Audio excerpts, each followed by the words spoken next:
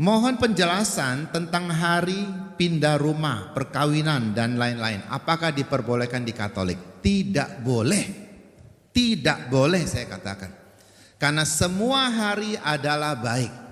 Jadi kapan hari pernikahan yang baik? Pertama, cari cuaca yang baik. Bukan musim hujan. Supaya banyak orang datang. Kalau banyak orang datang, angpau banyak. Kalau angpau banyak setelah pernikahan, hutang tidak terlalu banyak, kan bisa bayar. Kecuali kalau sudah pesta selesai, angpau dibawa lari oleh mertua, itu lain lagi urusannya. Jadi hari apa yang baik? Hari yang cuaca baik, orang-orang bisa datang. Karena kita mau didoakan oleh banyak orang. Orang datang untuk berdoa loh, bukan untuk makan. Meskipun kadang-kadang orang datang untuk makan juga. Undangan 2 orang dia bawa 10 orang. Nah, itu memang datang untuk makan. Orang belum selesai makan dia sudah keluarkan kantong isi-isi di situ, bawa pulang. Nah, itu ya tidak benar itu. Jadi hari yang terbaik adalah hari di mana banyak orang bisa datang. Kalau Anda pilih hari Imlek untuk menikah, saya kasih tahu susah. Semua orang punya acara masing-masing. Jadi hari itu tidak cocok. Hari Natal misalnya itu susah. Jadi orang Katolik tidak hitung-hitung hari karena semua hari baik di mata Tuhan. Yang membuat keluarga bahagia bukan harinya, tetapi dua manusia itu mau saling menerima, saling mencintai tidak, saling melayani tidak. Kalau mau, maka hari apapun juga dia menikah tidak ada masalah. Tapi kalau 2 orang ini sudah belum menikah, sudah pisah harta, sudah awas ya kalau kamu berkhianat ya, sudah ada ancaman sebagainya, itu tanda orang tidak percaya. Ngapain menikah kalau gitu? Maka kalau hari yang sudah dipilih bagus sekalipun menurut suhu, kalau 2 orangnya tidak mau akur, keluarga juga tidak pernah akan bahagia.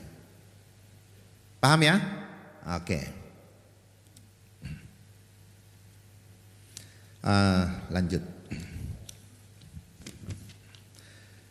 Sembayang ronde yang dirayakan 22 Desember belum diterangkan. Memang ini adalah 2 seminar yang kami gabungkan jadi satu. Itu pun belum cukup karena waktu terlalu singkat. Saya pastor paroki. Saya harus kembali ke Medan. Dan saya adalah pastor paroki tunggal, tidak ada pembantu di paroki. Saya sendiri menangani satu paroki. Jadi saya harus pulang, maka waktu kami sangat terbatas. Ibu Ervina menganjurkan suatu hari kalau kita mau puas-puasin kita pakai 2 hari, kalau bisa. Jadi memang tidak diterangkan. Nah ini tanggal 22 Desember itu apa? Itu adalah puncak dari musim dingin. Ya, di satu puncak dari musim dingin. Nah puncak musim dingin biasanya banyak orang sakit karena kedinginan. Maka dikeluarkanlah makanan-makanan yang hangat, yang ada jahenya, ada kuah panas supaya orang sehat, supaya orang tidak gampang sakit. Dirayakan atau tidak dirayakan, tidak ada masalah. Saya juga tidak pernah merayakan itu tuh. Saya baik-baik sampai sekarang, makin montok juga. Tapi mengapa merayakan? Itu adalah nostalgia akan tradisi orang-orang zaman dulu. Toh ada hal yang baik diajarkan di situ kan? Apa? Menghangatkan badan. Kalau badan masih hangat, itu masih sehat. Kalau badan makin dingin, itu sudah tanda-tanda. Nah, ini ada pakai bahasa Mandarin. Saya bacakan ya. 神父你好，我本来是佛教徒，最后我信天主教，对天主的教学多不懂。今请神父一些问题，请问神父一些问题，怎样才能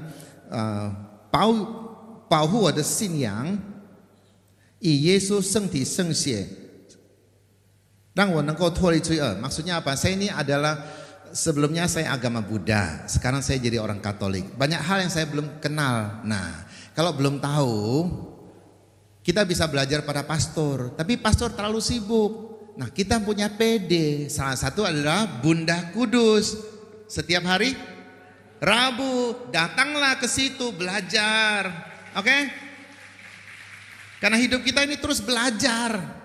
Jangan cukup, saya sudah cukup, sudah pintar. Jangan. Kita terus belajar. Ada banyak hal yang bisa kita pelajari. Boleh baca buku-buku juga. Lalu kuburan dari leluhur boleh tidak dipindahkan? Tentu saja boleh. Kalau ada kuburan leluhur, kita tidak sanggup merawatnya lagi. Kuburan itu jadi tempat jemuran, mungkin juga tempat orang pacaran di situ. Itu sudah tidak tepat guna, bukan? Boleh tidak dipindahkan karena kita tidak sanggup menjaganya lagi. Boleh saja. Saya pernah melakukan upacara itu. Orang tua dari Ibu Ervina kami pindahkan dari Mojokerto ya. Mojokerto pindahkan ke Surabaya. Ya. Jadi tidak ada masalah. Karena orang yang meninggal ini hanya sisa jasadnya saja. Yang dari tanah kembali ke tanah. Jadi tanah ini mau digabungkan dengan tanah di mana saja ya boleh saja. Cuma kalau mau diperabukan, setelah diperabukan dianjurkan. Jangan ditebarkan di laut. Ini kurang penghormatan. Masukkan dalam kendi. Bisa dikuburkan di tanah, bisa ditaruh di kolumbarium, tempat penitipan abu, bisa dibawa ke laut juga, tapi masih dalam kendi. Lalu perlu tidak kita catat koordinatnya, ada di mana? Supaya lain kali berdoa di situ lagi. Ya tidak perlu, dia sudah bersatu dengan Tuhan. Jadi jangan cari dia di mana lagi. Kalau dia bisa nyanyi, dia akan nyanyi. Jangan ditanya kemana aku pergi. Dia sudah sampai Tuhan. Jangan dicari-cari. Jadi tidak perlu kita begitu percaya sama tukang perahu. Harus ke sini nih ya. Taburkan bunga di situ. Lalu harus kasih angpau berapa. Ini belakangnya ini yang tidak enak nih. Harus kasih angpau berapa. Tidak. Jadi kita perlakukan dengan hormat itu sudah cukup. Oke, lanjut. Bagaimana dengan sio, capji sio? Kebetulan kali ini kami tidak menjelaskan tentang ini. Lain kali kita jelaskan ya. Lalu, apakah orang Katolik boleh mengundang arwah orang yang sudah meninggal dunia melalui mediator? Orang yang sudah meninggal menurut ajaran Alkitab tidak mungkin kembali lagi. Jadi kalau ada orang berhasil mengundang roh kembali, itu bukan orang yang meninggal. Itu adalah roh yang lain yang menyamar seperti orang itu. Dia bisa menyamar suaranya, bisa mirip-mirip suaranya. Mungkin dia juga tahu kehidupan kita, peristiwa kita. Dia tahu. Kenapa? Dia roh, dia malaikat kok. Jadi roh itu adalah malaikat. Bukan orang yang meninggal. Orang meninggal tidak mungkin kembali lagi. Jadi orang Katolik jangan pernah minta mediator mengundang roh-roh itu. Kalau kita mengundang roh itu berarti kita membuka celah hati kita untuk dimasuki oleh dia. Maka engkau akan mulai hidup dalam ketakutan dan kekhawatiran. Karena roh dari Tuhan memberikan sukacita kepada orang dan kedamaian. Roh yang lain memberikan ketakutan kepada kita. Jadi jangan melakukan hal seperti itu. Ada teman-teman saya yang bukan Katolik melakukan itu. Silakan, itu adalah cara orang masing-masing. Kita tidak perlu ikut-ikutan. Apakah boleh mempercayai ramalan berat tulang saat lahir? Wah, ini yang saya belum pernah tahu ya, ramalan berat tulang. Semua ramalan tidak perlu kita ikuti. Kenapa? Kalau kita sudah tahu masa depan, apa yang akan terjadi, lalu untuk apa lagi Tuhan? Kita sudah jadi Tuhan sendiri. Justru kita hidup dalam ketekunan iman yang belum kita tahu, yang belum terjadi, kita tidak tahu, kita menuruti perintah Tuhan, hidup baik-baik, itu baru orang beriman.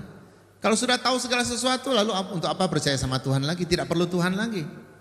Bahkan Yesus ketika orang tanya, ya, kapan putra manusia akan kembali lagi? Saya juga tidak tahu, kata Yesus, biar Bapa yang tahu saja. Dia ngomong itu sebagai seorang manusia. Dia adalah Tuhan, dia sendiri tahu. Tapi maksudnya jangan cari-cari tahu hal yang belum terjadi. Kalau ramalan cuaca bolehlah ya. Kita mau piknik kemana, kita cari dulu ramalan cuacanya. Kira-kira hari itu hari hujan tidak? Itu boleh. Tapi ramalan nasib jangan. Nasib kita ada di tangan Tuhan. Bukan kita yang menentukan. Ya. Lanjut. Apakah makan bakcang dan apa itu? Makan bakcang ada hubungannya dengan orang bunuh diri? Ceritanya memang begitu, ceritanya ya. Tapi kan bukan berarti kalau makan bakcang lalu sama dengan orang bunuh diri ya, enggak lah. Ketika makan bakcang itu, kita pertama makanan bakcangnya enak. Ya sejauh enak ya makan saja. Mau kapan makan juga boleh, besok mau bikin juga boleh, bikin aja enggak apa-apa makan. Tapi tidak ada hubungan dengan bunuh diri.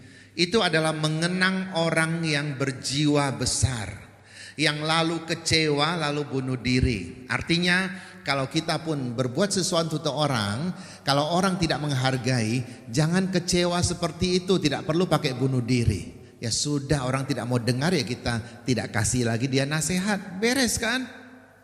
Jadi makan bakcang adalah karena pertama dia enak, kedua itu mengenang orang yang luhur. Sudah selesai. Nah, jadi tidak ada kaitannya dengan iman dan sebagainya. Apakah membakar uang kertas? Ini tadi sudah ya. Kalau diminta haruskah kami tolak? Tadi saya sudah jelaskan ya. Boleh ditolak, tidak masalah. Jangan Anda khawatir, kalau nolak nanti saya dianggap anak yang tidak berbakti. Tidak, saya berbakti dengan cara saya sendiri. Agama Katolik saya punya cara. Kalian pakailah cara kalian, saya pakai cara saya. Jadi ada makin banyak cara kan? Sekali lagi agama adalah cara berbakti pada Tuhan. Memberikan angpau pada saat Imlek kepada orang Chinese yang sudah tercampur warna kulitnya. Wah, ini kayak jus aja ya. Ada orang pesan jus tidak mau rugi ya. Satu jus isinya banyak buah-buah. Sup buah. Boleh atau tidak? Saya kasih tahu, angpau itu selalu menyenangkan orang. Selalu. Termasuk pastor juga senang. Iya kan? Jadi memberikan yang baik pada orang apa salahnya? Beri saja. Kalau bisa buat orang senang apa salahnya? Asal jangan kita berikan sesuatu yang buruk kepada orang. Jadi kan itu tradisi, cerita-cerita di masa lampau. Ya tidak harus seperti itu. Selama barang itu baik, berguna bagi orang, berikan. Asal, ini asal. Jangan berikan angpau dengan tujuan berbuat curang. Nah ini yang tidak baik. Supaya pejabat melanggar peraturan, menggolkan kemauan kita, itu yang tidak baik. Waduh, saya sudah melakukan, bagaimana? Ngaku dosa lah. Lain kali saya buat lagi, yang ngaku dosa lagi.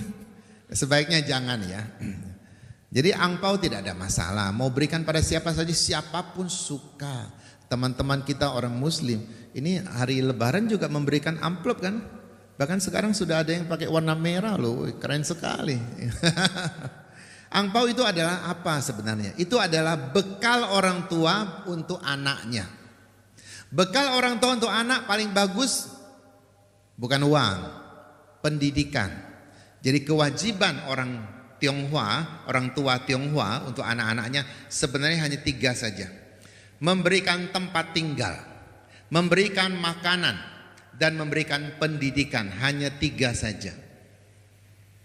Maka itu dilambangkan dengan angpau, dengan uang. Uang bisa habis, tapi kalau orang tua memberikan pendidikan yang baik pada anak, itu tidak pernah akan bisa habis. Dia akan pakai seumur hidupnya. Jadi sekali lagi angpau itu hanya lambang saja. Menyenangkan orang selalu baik, kasih saja tidak apa-apa. Apa yang dimaksud dengan kebangkitan badan? Karena orang yang meninggal badannya tidak ada lagi. Kita percaya Tuhan bisa melakukan apa saja. Memang belum terjadi sih. Tapi di Alkitab pernah Yesus membangkitkan Lazarus, Elisa membangkitkan orang mati, itu ada kan? Badannya bangkit. Tapi apakah setelah bangkit tidak mati lagi? Mati lagi dia. Lazarus mati lagi kok. Jadi kebangkitan ini lebih ke teologis, yaitu bahwa kita akan disempurnakan. Itulah kebangkitan badan. Apakah mungkin badan kita yang sudah hancur nanti akan kembali lagi? Lalu mau kembali yang umur berapa? Yang umur 17 atau umur 85? Dipilih 17 semua. Nah itu belum terjadi. Apakah Tuhan mungkin melakukan itu? Tentu saja Tuhan mungkin melakukan. Belum terjadi. Nanti kalau sudah terjadi saya kasih tahu ya. Saya juga belum mengalami itu. Tapi itu iman bahwa kita akan semakin disempurnakan saja. Oh, diminta main musik sebentar. Saya habiskan dulu aja. Saya lihat ada beberapa tempat usaha yang buka bisnis selalu tidak berhasil, tutup dan waktunya pendek. Kalau dari kepercayaan leluhur pasti bilang Hong Shui-nya jelek. Bagaimana dilihat di iman Katolik? Hong Shui itu adalah ilmu tentang bagaimana kita mengelola angin dan air. Kebanyakan angin, masuk angin lah kita. Kebanyakan air, mungkin kita kebanjiran. Jadi dikelola dengan baik. Jadi sebenarnya itu bukan untuk meramal nasib. Tapi lama-lama dijadikan sebagai ramalan. Itu orang-orang yang melakukan. Orang Katolik tidak perlu ramalan. Jadi apakah tokonya tidak berhasil karena tidak menuruti Hong Shui? Saya pikir bukan. Itu mungkin hidangannya mungkin kurang enak, terlalu mahal, pelayannya judes-judes misalnya. Nah, itu yang membuat dia tidak laku. Lokasinya mungkin kurang tepat, orang mau parkir tidak bisa, atau datang ke situ tukang ngamennya banyak sekali. Kita baru mau buka mulut, nyanyi satu lagu, keluar duit lagi. Baru mau masuk lagi, datang lagi satu tukang ngamen. Nah, itu orang malas ke situ. Jadi kalau mau buka bisnis, bukan tempat yang bagaimana, tempat yang gampang dikunjungi orang, pelayanan saya baik, maka itu akan menghasilkan. Tentu makanannya harus enak juga. Sudah enak harus penampilannya bagus. Orang Tionghoa mempunyai istilah untuk makanan yang enak. Ya, xiang wei. Itu apa? Penampilan, warna. Jadi makanan kalau enak pun kalau penampilannya jelek, hitam-hitam, kemudian bagaimana lah gitu ya, bentuknya mirip-mirip itu. Ya, itu apa saya tidak tahu. Orang malas makan. Jadi penampilan dulu. Siang itu ada wangi, aromanya enak. Jadi meskipun kita belum sampai restoran, sudah cium baunya, sudah tergugah selera kita. Wei, ini paling penting, rasanya enak. Rasanya enak. Jadi itu yang penting. Bukan ini lokasinya di sini karena dia bukan tusuk sate maka dia akan lebih laris. Saya barusan berapa hari yang lalu saya makan di satu restoran, persis tusuk sate. Ramai luar biasa, enak sekali. Kalau Anda mau makan, lain kali ke Medan saya kasih tahu namanya restoran Devina. Wah, tiap Rabu dia ada kuah cai pui. Ya, kuah cai pui itu nasi yang dimasak dengan sioba, lalu ada sawi pahit, ada macam-macam, lalu ditanak bersama-sama. Itu enak sekali. Hanya hari Rabu ada saja. Kenapa saya jadi promosi di sini? Apakah saya di endorse? Endorse.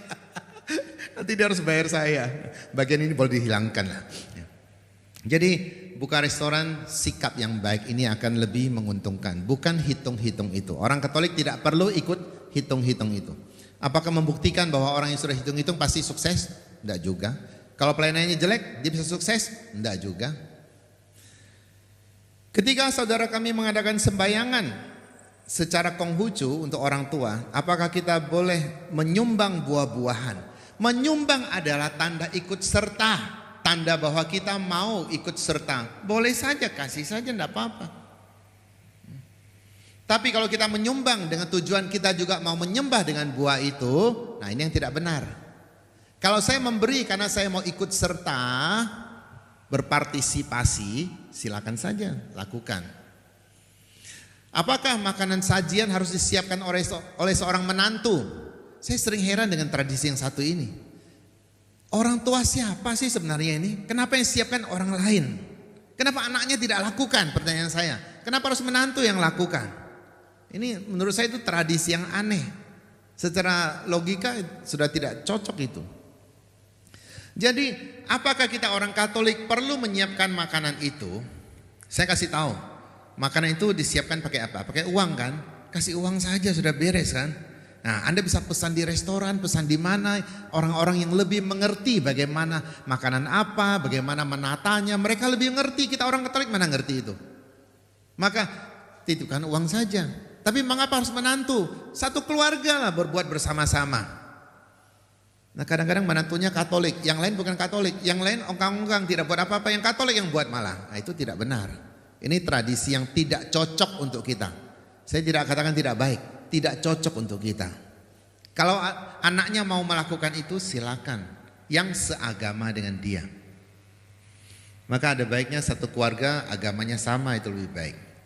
Tapi apakah orang Katolik perlu berbakti pada orang tua yang agamanya lain? Sangat dan harus. tetap harus berbakti. Caranya apa? Kita sudah punya cara kita sendiri. Bukan berarti harus ikut cara mereka. Begitu ya, jelas Bapak Ibu? Nah, jadi yang menantu Katolik ini jangan lagi melakukan itu. Ya, kasih tahu, saya memberikan uang, saya oke. Saya akan carikan orang yang bisa melakukan itu. Ya. Sebenarnya mau berbakti pada orang tua, jangan tunggu dia sudah meninggal. Waktu dia masih hidup itu loh, berbaktilah kepada dia. Kalau sudah meninggal, Anda nangis-nangis sambil guling-guling juga gak ada gunanya. Apakah makin banyak orang nangis, makin banyak guling-guling, dia akan makin bangga, makin bahagia? Enggak juga. Dia lebih bahagia pada saat dia masih hidup, Anda perlakukan dia dengan baik. Sehingga pada saat dia meninggal, kita tidak perlu menyesal lagi. Saya sudah pernah berbuat baik kepada mertua saya. Meskipun kadang-kadang mertua juga tidak baik pada saya. Saya tetap baik. Karena apa? Saya orang Katolik. Karena apa? Saya putri-putri jelita Bunda Kudus. Nah itu amin. Tadi saya terheran-heran. Nyanyi-nyanyi kami putri jelita. Ada 3 bapak di situ. Ikut jelita juga ya. Tapi Bunda Kudus juga bisa berlangsung dengan baik karena ada bapak-bapak yang membantu. Kalau para suami tidak mendukung, enggak jalan. Bukan? Tepuk tangan untuk suami-suami. Untuk bapak-bapak. Tapi mereka tidak perlu jadi jelita bapak-bapak itu ya. Saat melayat orang meninggal, ada penghormatan 3 kali membungkukkan badan. Boleh tidak? Sangat baik. Orang masih hidup kita hormati. Orang meninggal dia sudah selesai, lebih pantas dihormati. Maka kalau saya memimpin upacara pemakaman, saya selalu mengajak umat membungkuk badan sebanyak 3 kali bagi orang yang meninggal. Bukan menghormati dia sebagai Tuhan, menghormati dia sudah pernah berjasa bagi dunia, terutama bagi keluarganya. Maka membungkuk itu sangat baik. Lakukan saja, tidak apa-apa. Ya. Bagi orang yang kelahirannya jatuh pada tanggal 5 April pada hari Cengbeng, apakah ada pengaruh buruk? Tidak ada pengaruh apa-apa. Semua hari adalah baik. Ya. Lalu sebagai orang Katolik boleh tidak memperingati 40 hari, 100 hari, 1 tahun? Apakah harus? Saya kasih tahu, memperingati orang yang meninggal artinya membangkitkan kenangan saya akan dia. Karena kenangan sudah bangkit, saya berdoa bagi dia. Kapan? Kapan saja boleh. Tidak harus tunggu 40 hari, 100 hari atau 3 tahun. Kenapa ada angka-angka itu? Supaya orang tidak lupa. Kalau kapan saja boleh, lalu lama-lama lupa. Tapi kalau ada harinya, orang ingat. Keluarga yang tinggal jauh-jauh juga bisa berkumpul, datang untuk berdoa bersama. Itu hanya supaya orang bisa berkumpul. Kalau Anda mau tentukan 35 hari ya silakan, tidak ada masalah. Jadi sekali lagi orang Katolik, tidak ada ketentuan gereja Katolik harus 40 hari, 100 hari, 1 tahun atau 3 tahun. Ada yang semua dilakukan. Hari meninggal kasih misa. Kemudian 5 hari kemudian baru dimakamkan. 4 hari yang lain dikasih misa juga. Sehingga orang rasa ini orang besar mana, orang kudus mana ya? Kok pastornya banyak sekali ya? Uskup meninggal saja misanya tidak banyak-banyak loh. Ini ada orang-orang yang minta misa terus. Nah tidak perlu seperti itu. Misa bukan obat. Berapa hari? Itu tidak masalah. Jadi ada yang minta saya misa 40 hari. Saya bilang itu hari itu saya sudah punya jadwal. Bagaimana kalau kita geser besoknya? 41 dong jadinya. Enggak apa-apa saya bilang. Enggak ada urusan. Ya. Jadi tidak ada urusan ya, hari apapun juga boleh. Nah. Tapi kalau sering-sering itu merepotkan orang, saya kasih tahu. Ada orang yang doa lingkungan habis buat begini-begini saja. Kayak orang tidak ada kerja saja. Ya. Kalau mau lakukan sendiri ya silakan lakukan sendiri. Tapi kalau engkau sudah mengundang orang, orang harus datang.